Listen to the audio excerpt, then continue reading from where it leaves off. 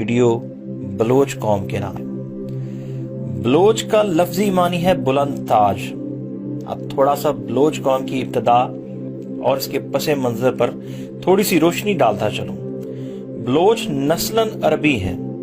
بلوچ کو مختلف ادوار میں مختلف قوموں نے بال، بلوس، بلوس، بوس، بلوس اور بلوچ لکھا اور استعمال کیا۔ اہل بابل اپنے قوم دیوتا کو بال یعنی بال عظیم کہا کرتے تھے۔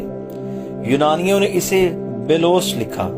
پرانے دور میں لفظ بلوچ کو بلوس اور بلوس لکھا جاتا تھا۔ عرب اسے بروج، بلوس اور بلوش ادا کرتے تھے اور ایرانی اسے بلوچ لکھتے اور بولتے تھے۔ ہمارے ہاں لفظ بلوچ فارسی سے مشہور ہوا۔ بلوچ قوم کی ایک نظم سے بلوچ اپنی نسل حضرت حمزہ سے ملاتے ہیں۔ بلوچوں کی تاریخ حقیقت میں ان کے پہلے سردار میر جلال خان سے شروع ہوتی ہے۔ بلوچ قوم کے مطابق سردار میر جلال خان کا شجرہ حضرت حمزہ سے ملتا ہے، جو نبی پاک صلی اللہ علیہ وسلم کے چچا اور سید الشہداء تھے۔ حضرت حمزہ کی کنیت ابو امارہ، ابو یالا اور لقب سید الشہداء تھا۔ آپ کی 3 شادیاں ہوئیں۔ تاریخ میں آپ کے 6 بچوں کا ذکر ملتا ہے۔ آپ کا بیٹا عمار بن حمزہ جو قبیلہ خزرج کے سربراہ کیسل نجار کی بیٹی خولہ بنت کیس سے تھا۔ بلوچ اپنا شجرہ نسب اس سے ثابت کرتے ہیں۔ امیر جلال خان کے 4 بیٹے تھے۔ ان سے قبائل کی تقسیم کا کام شروع ہوا۔ مثلا میر رند خان سے رند، میر لاشار خان سے لاشاری، میر ہود خان سے ہوتی اور میر کوری خان سے کورائی قوم اور جتومائی سے جتوئی بنے۔ بلوچ قوم کا ایک اور دعویٰ بھی ہے کہ اس نسل امیر حمزہ نے امام حسین کی کربلا میں بھی مدد کی، پر اس کی تاریخ بھی ایک نظم کے سوا کچھ بھی نہیں، اس لیے میں اس پہ کوئی دعویٰ نہیں کر سکتا۔ بلوچ کی اس نظم کے مطابق امام حسین کی شہادت کے بعد وہ بمبور یا بھمبور پہنچے اور وہاں سے سیستان اور مکران آئے۔ نظم کا ترجمہ کچھ یوں ہے کہ ہم امیر حمزہ کی اولاد ہیں، نصرت یزدی ہمارے ساتھ ہے، ہم حلب سے اٹھ کر آئے ہیں، یزید لعنتی سے لڑنے کے بعد کربلا اور بمبور کو پیچھے چھوڑتے ہوئے ہم نے سیستان کے شہر میں ڈیرے ڈالے ہیں۔ بلوچوں کا دعویٰ یہ بھی ہے کہ ہم نے نہ صرف امام حسین کا ساتھ دیا بلکہ رسول خدا سرور کائنات حضرت محمد صلی اللہ علیہ وآلہ وسلم صاحب اللہ کا ساتھ بھی دیا۔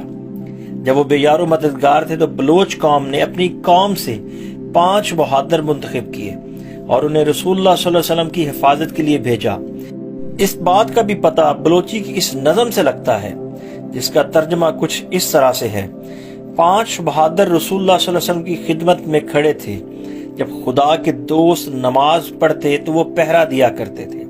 جب کفار کے ساتھ لڑائی چھڑی، کفار کا لشکر بے شمار تھا، تیر اولوں کی طرح برسے اور زمین سے دھواں اٹھنے لگا، مگر وہ ثابت قدم رہے اور ان کا ایمان قائم رہا۔ دشمن ان کو مغلوب نہ کر سکا۔ اس دن پاک نبی صلی اللہ علیہ وآلہ وسلم نے بلوچ کے سر پر طلائی تاج رکھا۔ اس کے علاوہ بلوچ قوم کا تذکرہ شاہ نامہ فردوسی میں بھی ملتا ہے۔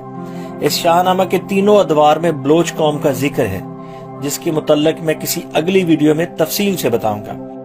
اکثر تاریخ کی کتب میں ملتا ہے کہ بلوچوں نے 2 بار نقل مکانی کی۔ ایک بار جب فارس پر سلجوکیوں نے قبضہ کیا، ولیمی اور غزنوی طاقتوں کا خاتمہ ہوا تو یہ لوگ سیستان اور مغربی مکران میں نقل مکانی کر کے رہنے لگے۔ دوسری بار انہوں نے اس علاقے کو چھوڑ کر مشرقی مکران اور سندھ کا رخ کیا۔ یہ ہجرت چنگیز خان اور جلال الدین منگول کی وجہ سے ہوئی۔ دوسری ہجرت کے نتیجے میں اس قوم نے پہلی بار سندھ دھرتی پر قدم رکھا، جہاں سے ان کی تیسری ہجرت کی راہ ہموار ہوئی۔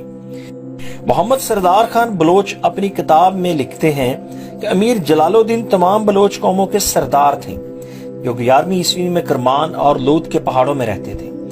بلوچ روایات اسی سردار سے شروع ہوئیں۔ ان کے 4 بیٹے، جن سے 4 قبائل وجود میں آئے، رند، کورائی، لاشاری اور ہود۔ رند کے ایک بیٹے امیر شہیک سے ایک ناموار سپود نے جنم لیا، جس کو دنیا میر چاکر یا چاکر اعظم کے نام سے جانتی ہے۔ میر چاکر کے متعلق تفصیلی تذکرہ اس ویڈیو میں ممکن نہیں، لیکن میں تھوڑا سا مختصر میر چاکر کا تعارف کرواتا چلوں گا۔ میر چاکر کا دور بلوچ قوم کی تہذیب و تمدن، ثقافت اور عروج کا دور تھا۔ میر چاکر ایک بہت ہی بہادر انسان تھا۔ وہ نہ صرف اپنے بہادر دوستوں بلکہ اپنے بہادر دشمنوں کی بہت قدر اور تعریف کیا کرتے تھے۔ وہ کہتے تھے کہ بہادروں کا انتقام مجھے بہت پیارا ہے، جو میرے اونچے قلعوں پر حملہ کرنے کی ہمت رکھتے ہیں۔ میر شیخ کی انتقال کے بعد میر چاکر پوری بلوچ قوم کے سردار بنے۔ تاریخ میں ملتا ہے کہ میر چاکر اپنے قول کا بہت پکا انسان تھا۔ اس نے ایک عورت گوہر کو پناہ دی اور پھر اس کی حفاظت کے لیے سر کی بازی لگا دی، اور اپنے ہی بھائیوں لاشاریوں سے 30 سال تک جنگ لڑی، جس نے چاکروں اور لاشاریوں کے بڑے بڑے سورماؤں کو مٹی کی آغوش میں سلا دیا، جس میں میر چاکر کے 2 بھائی بھی شامل تھے۔ بلوچ قوم میں جھوٹ کو گناہ مانا جاتا ہے، بقول امیر چاکر کے کہ سچ بولنا بلوچوں کا شیوا ہے اور جھوٹ ایمان کو کمزور کر دیتا ہے۔ بلوچی بلوچ قوم کی قومی زبان ہے، اور یہ زبان پاکستان میں بلوچستان کے علاوہ جہاں جہاں بلوچ قوم آباد ہے بولی جاتی ہے۔ اس کے علاوہ سیستان، کردستان، خلیج فارس کی ریاستوں میں بھی بلوچی بولی جاتی ہے۔